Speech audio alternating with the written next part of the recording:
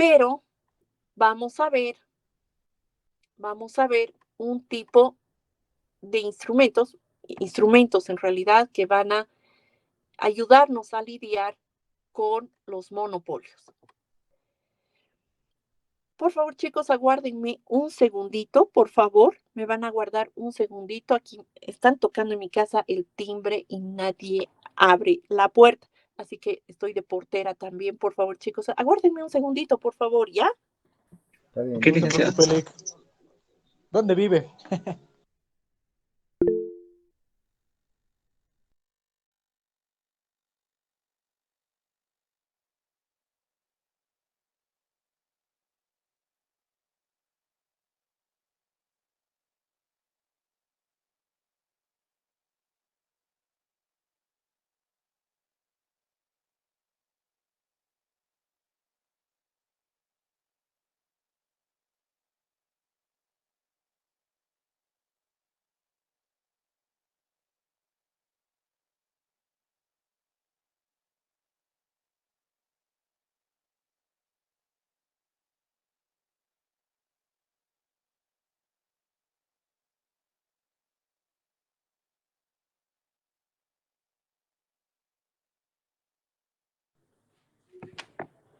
Ahora sí, de regreso, chicos. Muchas gracias por su paciencia.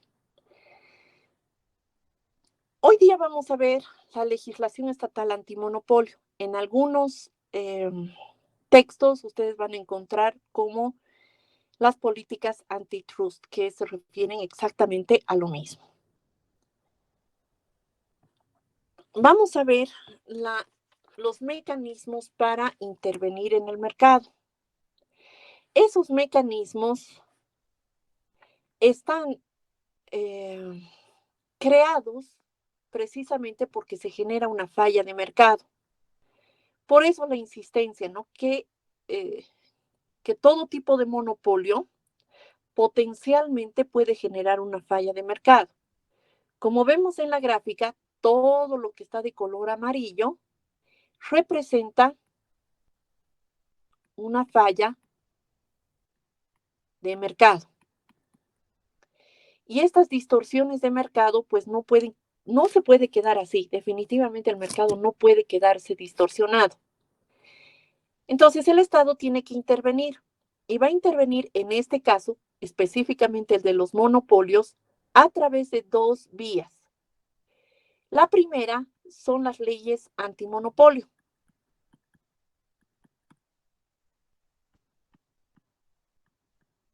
Y la segunda es la regulación económica.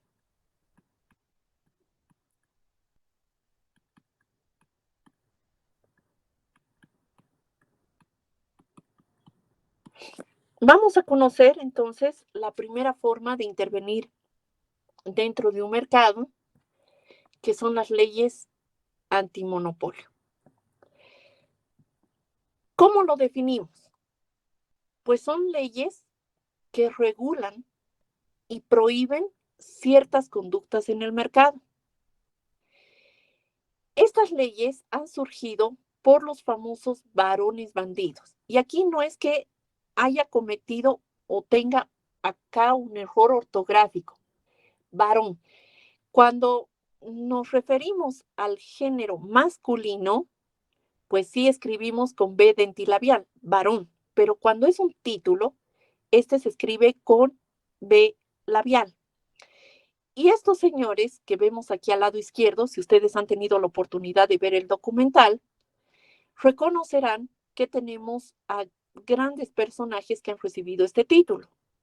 Ahí está Vanderbilt, está Rockefeller, está Carnegie, está JP Morgan, que han monopolizado distintos mercados e inclusive entre ellos se han aliado para controlar y mantener ese poderío a toda costa, evitando que surjan estas leyes. Cuando hablamos de las leyes antimonopolio, pues precisamos entender que el Estado va a cuidar ciertas conductas, como la fijación ilegal de precios. Y cuando me refiero a fijación ilegal, es que los precios o pueden subir mucho o pueden bajar tanto con tal de eliminar a la competencia. 2, está la restricción en la producción. Es restringir a tal punto la producción que vaya solo en beneficio del productor, sin que el mercado en sí se dé cuenta, porque es único en el mercado. Y evitar cualquier tipo de práctica monopólica o práctica desleal en el mercado. La primera ley que se creó en Estados Unidos fue la ley Sherman en 1890, que fue creada precisamente por estos varones bandidos. Luego aparecieron otras leyes como la ley Clayton, la ley Robinson-Patman y la ley Selleck-Fowler. Estas leyes están destinadas a eh, evitar las conductas desleales del mercado, evitar prácticas monopólicas. La ley Sherman, al ser una de las principales leyes, merece nuestra especial atención. Específicamente quiero describir 2 secciones de esta ley que nos van a permitir ver cuán drásticas son las leyes antimonopolio. La sección 1 de la ley Sherman dice: todo contrato, combinación en la forma de monopolio u otra forma de conspiración para restringir la industria o comercio entre los diversos estados o con naciones extranjeras se declara ilegal por este medio. Entonces, la conducta monopólica es ilegal. Sección 2. Toda persona que monopolice o intente monopolizar o combine o conspire con cualquier otra persona o personas con el fin de monopolizar cualquier parte de la industria o comercio entre los diversos estados o con naciones extranjeras será considerada culpable de un delito grave. Por lo tanto, no solamente el hecho de constituirse en monopolio, sino también de escoger cualquier estrategia, como fusionarse, por ejemplo, ya lleva a esa tendencia a tener comportamiento monopólico, que de hecho es un delito.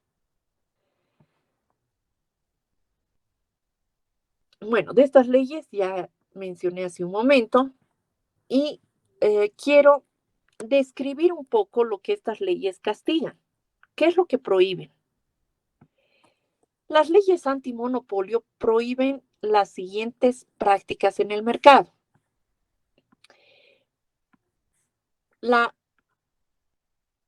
estrategia de discriminación de precios. Ustedes recordarán que una de las estrategias que habíamos visto al iniciar el monopolio era la discriminación de precios. Y esto sí se castiga. 2, convenios de vinculación. Convenios de vinculación por alguna vía con otras empresas. Esto implica tener algún tipo de colusión, por ejemplo, con otras empresas, ya puede hacer referencia a una práctica ilegal. 3, contratos de compra exclusiva. ¿Puede ser castigado? Sí puede, cuando se comprueba que existe un control de mercado muy alto. 4, la distribución exclusiva del producto. 5, la limitación territorial. Y aquí les puede estar recordando algunas prácticas estratégicas como ser, cuando hablo de convenios de vinculación, hablo de colusión. Cuando hablo de, por ejemplo, limitación territorial, hablo de los monopolios regionales. Cuando hablo de adquisición de acciones, que en realidad este sería el sexto punto, adquisición de acciones. Hacemos referencia a estructuras como las fusiones o los trusts, que también tienden a este comportamiento. O convertirse en director de la empresa de la competencia. Los holdings pueden tener este comportamiento potencialmente agresivo en el mercado. Ahora, valga la aclaración que de hecho, o sea, no es que si aplico discriminación de precios, ya puedo ser sancionado por una ley antimonopolio. Eso no es cierto, porque esto tiene que demostrarse que realmente hay una agresión en el mercado. Y la agresión, cuando se comprueba, es castigada por las leyes antimonopolio. Y para que, digamos, se recuerde cuáles son esos casos que han sobresalido en el mundo de, de la aplicación de las leyes antimonopolio, extraje del texto de Michael Parkin, Microeconomía para Latinoamérica, pues tenemos los casos antimonopolio que sentaron precedente. Y hay muchas compañías, algunas más conocidas que otras. Trenton Potteries Company, por ejemplo, 1927 fue hallada culpable por fijación de precios ilegales. Fue hallada culpable. El convenio para fijar precios es per se una violación de la ley Sherman, independientemente de si los precios son razonables o no. General Electric Westinghouse, si vieron el documental, pues se darán cuenta de la historia de General Electric, el famoso creador de la electricidad, Thomas Alva Edison, financiado su proyecto por JP Morgan, ha trascendido esta compañía. Hoy en día produce distintos electrodomésticos. En 1961 fue hallada culpable por conspiración para fijar precios. Los ejecutivos fueron multados y encarcelados. Archer Daniels Midland en 1996 fue hallada también culpable. Esta compañía es dedicada a la actividad agrícola por conspiración para fijar precios y la multa de $100 millones. Intentos de monopolizar el mercado es otra de los causales por los cuales se aplica la ley antimonopolio. Aquí hace referencia a la famosa Standard Oil Company, que en 1911 fue hallada culpable y se ordenó deshacerse de las grandes participaciones. Los que expusieron el caso Rockefeller recordarán que esta empresa se dividió en varias empresas petroleras muy conocidas hoy en día, pero son increíblemente grandes. Aún así, cuando se disolvió la Standard Oil, en el momento que se estaba disolviendo, las acciones se quintuplicaron en precio y Rockefeller resultó ganando. US Steel Company es una famosa empresa de acero. En 1920 fue acusada por intentos de monopolizar el mercado, pero no hallaron nada en su contra, fue hallada inocente. Alcoa es otra empresa muy grande y muy reconocida hoy en día. En 1945 fue hallada culpable, demasiado grande y tenía una participación muy importante en el mercado. Y ya sabemos la historia de Microsoft, que costó tanto, inclusive sometió a tanto estrés a los ejecutivos por la aplicación de las leyes antimonopolio y el juicio que se presumía en algún momento que Microsoft iba a seguir el mismo destino que la Standard Oil.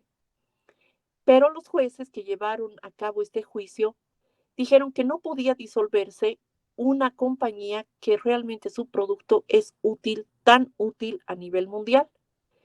Pero ya sabemos que Bill Gates dejó, una vez finalizado el juicio, dejó se dedicó a otras actividades que son creativas, filantrópicas, pero ya no a la dirección de Microsoft. Eh, de todas maneras, Microsoft no ha sido el único caso por la que ha sido acusada. Ha recibido muchas acusaciones, inclusive por mercados europeos, por monopolizar el mercado y fijar precios predatorios. Un precio predatorio es aquel precio que se fija por debajo del costo. Entonces, una empresa que está tratando de permanecer en el mercado no puede competir con una que no cubre siquiera su costo de producción y entran en pérdida, ¿no? No pueden bajar más sus precios sin que incurran en pérdida, pero estas grandes eh, pueden fácilmente hacerlo.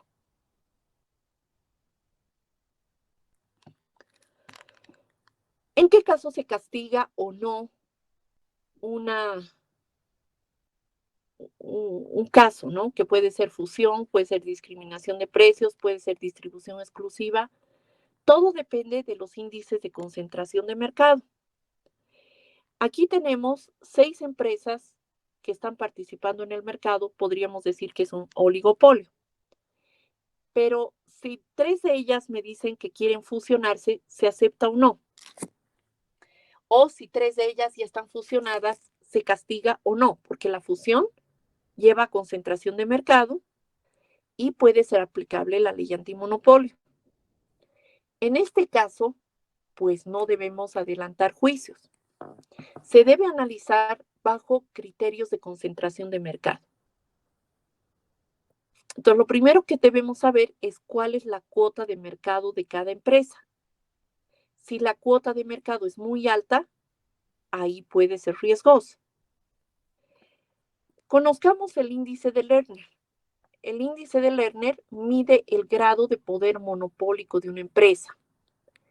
L se determina mediante la razón de la diferencia entre el precio y el costo marginal. Las fórmulas correspondientes están acá. Necesitas el precio y el costo marginal con respecto al precio. Como alternativa, dividiendo 1 entre el valor absoluto de la elasticidad precio de la demanda. Es decir, que las dos vías para hallar el índice de Lerner nos conducen al mismo resultado, saber el índice de concentración. Cuando tenemos ya el cálculo del índice de Lerner, este puede darnos un valor entre 0 y 1. Si es 0, entonces se acerca mucho a competencia perfecta. Pero mientras más cercano a 1 sea el índice de Lerner, se acerca a un monopolio puro. Por lo tanto, si llega la propuesta de que 3 de estas empresas o 4 de estas empresas deciden fusionarse, tenemos que sacar el índice de Lerner. Y por supuesto, si es cercano a 1, se rechazaría tal fusión. O si ya están fusionadas, puede aplicarse una ley antimonopolio, porque el índice de concentración es muy alto y es tremendamente riesgoso. Pero si es cercano a 0, pueden fusionarse sin riesgo a que exista poder de mercado. Luego tenemos el índice Herfindahl-Hirschman. Este es un índice de concentración de mercado donde precisamos la cuota de mercado inicialmente. S representa la cuota de mercado. Aquí está. La cuota de mercado es cada espacio que cada empresa ocupa. Aquí cada empresa está ocupando prácticamente una parte igual que las otras. Pero cada cuota de mercado debe elevarse al cuadrado y sumar cada cuota de mercado elevado al cuadrado. Y representa a la empresa, que esta puede ser un monopolio, que va desde 1 hasta un mercado competitivo. Si el índice Herfindahl-Hirschman me da un valor menor a 1000, hay una baja concentración y puede permitirse la fusión, discriminación de precios o cualquier actividad que se desee. Aquello inclusive que pudiese estar castigándose puede llevarse a cabo, porque el índice de concentración es bajo. Si tenemos un índice Herfindahl-Hirschman entre 1000 a 1800, hay moderada concentración. Se puede inicialmente aceptar, por ejemplo, la fusión de las empresas, pero con la condición de que el mercado sea vigilado continuamente para evitar un aprovecharse de las empresas fusionadas a ganar más mercado o tener mayor control de mercado. Pero si fuese mayor a 1800, de hecho que es una elevada concentración y rechazas cualquier tipo de fusión distribución exclusiva o cualquier otra estrategia de mercado que te permita ganar aún más mercado. Por lo tanto, los índices de concentración te marcan la pauta de que puede o no ser aplicada la ley antimonopolio. Y eso tiene que ser evaluado, por supuesto, por el Estado, quien es el que tiene la posibilidad de ejercer las leyes antimonopolio. El segundo instrumento que tenemos es la regulación económica.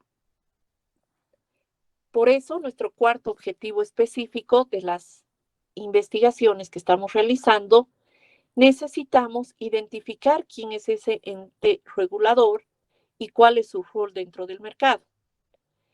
¿Qué hace la regulación económica? Pues son reglas administradas por el organismo gubernamental que influye sobre la actividad económica. ¿Cómo influye? En la determinación de precios, en la fijación de normas, en los tipos de productos, que puede ser cantidad, calidad, que es lo que va a buscar el ente regulador, y las condiciones, brindar las condiciones para que entren nuevas empresas al mercado. La Comisión Interestatal de Comercio fue la primera entidad reguladora que Estados Unidos tuvo en 1887. Eso quiere decir que es más antigua la regulación económica que las leyes antimonopolio, creadas con el mismo fin, ir a regular el comportamiento de los varones bandidos. Cuando hay una falla de mercado, debe intervenir el Estado, de hecho. ¿Cómo? A través de la creación de un ente regulador. Este ente regulador va a sentar presencia tanto para actividades públicas como para actividades privadas. Pero eso sí, el ente regulador depende del Estado. Lo que sí se debe buscar es que este ente regulador tenga la menor injerencia política posible. Y eso es algo complicado de obtener, porque debería ser totalmente independiente, inclusive para generar sus propios recursos para evitar injerencia política. La regulación económica en el mundo ha sido distinta. En Estados Unidos vemos que se ha creado esta Comisión Interestatal de Comercio en 1887. Pero en América Latina, incluido Bolivia, este proceso de regulación económica se ha dado en la década de los 90.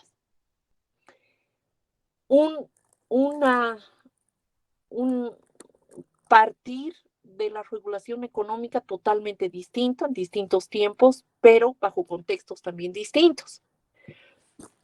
Sabemos que las famosas crisis económicas se han dado o por mucha regulación o por falta de regulación económica.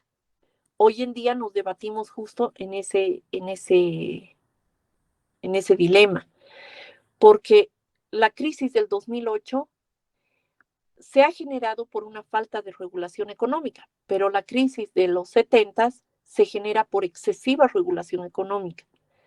Buscar el equilibrio es bastante complicado, porque si regulas mucho, puedes actuar como una economía totalmente autoritaria, o una falta de regulación, dejar a los mercados totalmente libres, pero con el riesgo de que estos fallen en cualquier momento. En Bolivia, como dije hace un momento, se crean estas tres entidades reguladoras: el CIRESE, el CIREFI y el CIRENARE.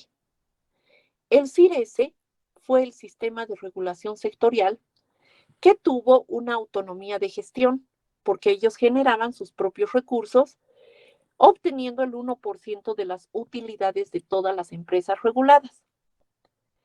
El CIRESE tenía a su cargo la Superintendencia de Transporte, la Superintendencia de Electricidad, de Telecomunicaciones, de Agua Potable y Saneamiento Básico, y la Superintendencia de Hidrocarburos.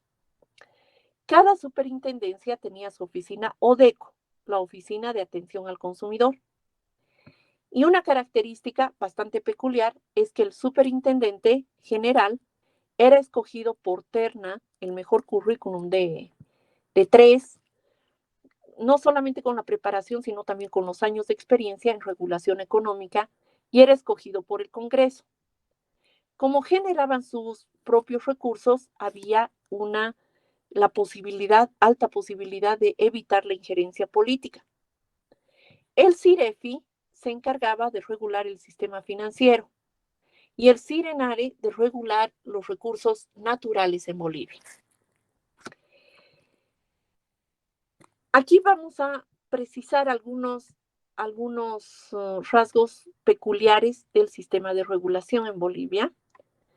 Dentro de las funciones de un ente regulador es proteger a los consumidores, proteger a los inversionistas e incentivar a que exista inversión, porque no todos los sectores han permanecido como monopolios, algunos se han abierto como el mercado de telecomunicaciones, y la idea es pues garantizar y dar todas las señales positivas del mercado para garantizar nueva inversión. Y por supuesto es minimizar los costos de regulación. El regular de hecho ya es muy costoso y además implica que el Estado no solamente debe solucionar una falla de mercado, sino que también debe buscar los mecanismos para solucionarlos. Y por supuesto eso implica un costo. Dentro de las responsabilidades es evitar abusos entre las empresas y entre las empresas y el consumidor. Regular y ajustar precios es una de las tareas que ustedes deben buscar, por ejemplo, del ente regulador que están estudiando, cómo trabaja ese ente regulador en el establecimiento de las tarifas y precios, en el controlar de la calidad del producto o servicio, vigilar la competencia y la sana competencia en el mercado y facilitar soluciones en caso de que el consumidor, por ejemplo, esté descontento con el producto que recibe, qué mecanismos existen para informar al consumidor de las formas de quejas que pueden realizar para que puedan ser atendidos prontamente y el consumidor se encuentre satisfecho con el producto que recibe. La ley CIRESE estipulaba las funciones de fiscalizar, apelar, coordinar. Bueno, el fiscalizar cada sector, de hecho, coordinar tareas pese a que son rubros totalmente distintos. Y la apelación es que se debía dar solución inmediata al consumidor a través de las oficinas ODECO. Si no se les solucionaba el problema, eso pasaba a la superintendencia del sector. Si la superintendencia no daba solución, ¿no? Pasa a la superintendencia general, y si la superintendencia general no daba solución, iban a estratos judiciales. Lo peor que puede pasar para un ente regulador es que estos casos vayan a juicio, porque eso significa que los entes reguladores no están cumpliendo muy bien su trabajo y se precisa, pues, encontrar a esa gente idónea, preparada, profesional en el área de regulación económica para que los mercados vuelvan a restablecerse. Esto les va a servir el actual sistema de regulación en Bolivia. En el 2009, con el gobierno de Evo Morales, se cambió el sistema de regulación en Bolivia a las autoridades de fiscalización y control social. ¿Cuál es la diferencia entre uno y otro? Pues la diferencia está en que estas entidades reguladoras dependen de los ministerios a cargo. Y si pertenecen al ministerio, van a recibir recursos del Tesoro General de la Nación. Y al recibir recursos del Tesoro General de la Nación, los hace sensibles a que se genera esa susceptibilidad de que no puedan ser imparciales los entes reguladores con las empresas públicas, con las mismas empresas públicas del Estado. Por ejemplo, y pongo el caso de BOA, existe la ATT, que es la Autoridad de Fiscalización y Control Social de Telecomunicaciones y Transportes, pero el ente regulador que es una entidad pública, estaría regulando a una entidad pública. ¿Eres juez y parte al mismo tiempo? Habrá que ver, ese será el desarrollo que tengan que hacer en su cuarto objetivo específico, ver si realmente el rol del ente regulador es eficiente, es imparcial con todos los sectores que están siendo regulados y todas las empresas que están siendo reguladas y que están a su cargo. Como pueden ver aquí, hay mucho de ayuda donde ustedes pueden consultar estas entidades porque están en los rubros de investigación. La Autoridad de Fiscalización y Control Social de Agua Potable y Saneamiento Básico, que pertenece al Ministerio de Medio Ambiente y Agua. La Autoridad de Fiscalización y Control Social de Bosques y Tierras, al Ministerio de Desarrollo Rural. La Autoridad de Fiscalización y Control Social de Pensiones, de Electricidad, que pertenece al Ministerio de Hidrocarburos, de empresas, ojo con los que están haciendo la descripción de algunas empresas como Coca-Cola, como franquicias en Bolivia, las autoridades de fiscalización y control social de empresas que pertenece al Ministerio de Desarrollo Productivo y Economía Plural. Este es el área donde vamos a poder describir el rol del ente regulador en el mercado que nos ha tocado investigar. Vean qué importante, si hay una distorsión en el mercado, aparece inmediatamente el ente regulador.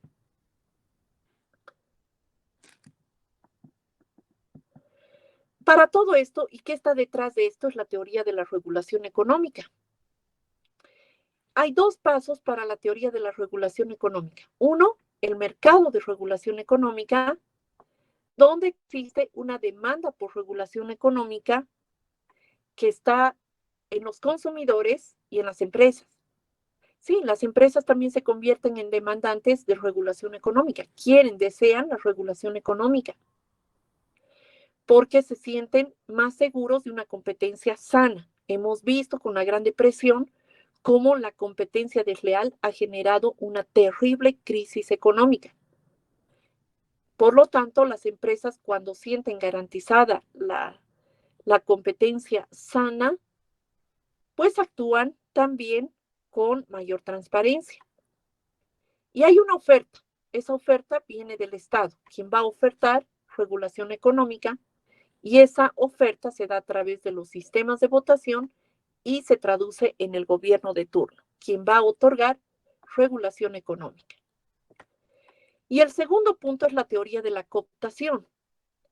La teoría de la cooptación, aquí voy a explicar con imágenes qué significa, es que se conjuga con la teoría del mercado de regulación, porque es el gobierno que va a crear un ente regulador que debe buscar qué sectores van a ser regulados. Aquí tenemos 5 sectores, de los cuales 3 se ha decidido regular. ¿Se puede regular todo? No, no se puede, porque si se regula todo, caeríamos en una economía autoritaria, que el Estado interviene en todo.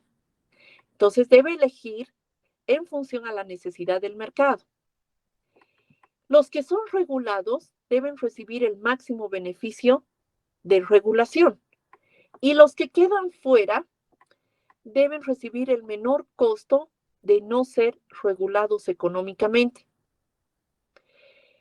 Además, el ente regulador debe minimizar los costos de regulación económica, hacer que los costos sean los menores posibles para el Estado. Esa es la teoría de la cooptación. Entonces requiere habilidad, se requiere personas idóneas, instituciones idóneas para realmente detener a los monopolios, generar eficiencia en los mercados y que todos se sientan satisfechos con lo que están recibiendo.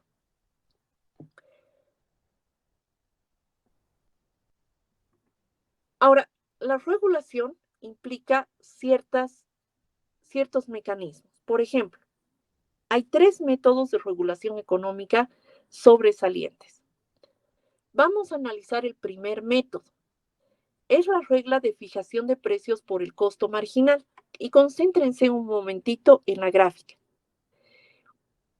Aquí tenemos una gráfica del monopolio natural, en el cual el ente regulador, en todo caso con la empresa, obtiene información de su estructura de costos y decide fijar el precio por el costo marginal. Las ventajas de esta fijación de precios es que maximiza el excedente del consumidor.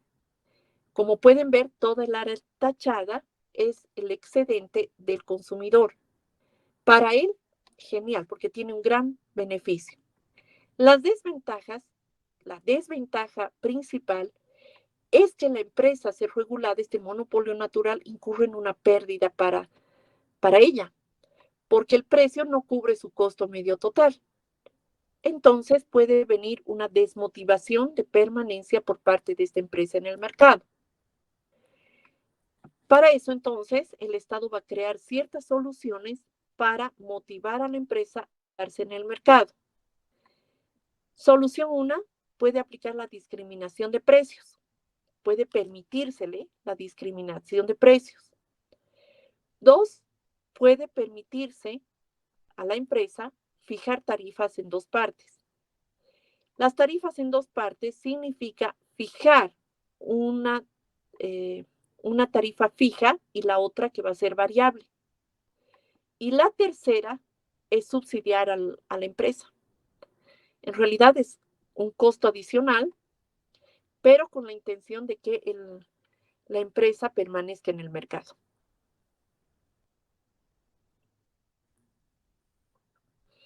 La otra estrategia, el otro mecanismo de regulación es por fijación de precios por el costo medio total. Como pueden ver en la gráfica, esta empresa, que es monopolio natural, va a coordinar con el ente regulador de establecer el precio con la estructura de costos medios totales.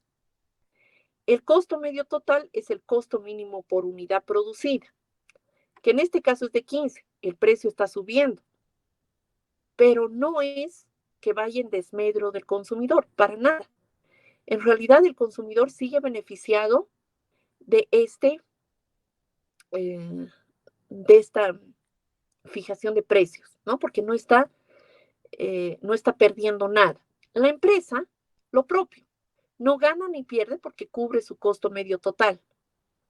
Ahí va un plus, algo positivo para el Estado, porque no tiene que gastar más en incentivar a la empresa.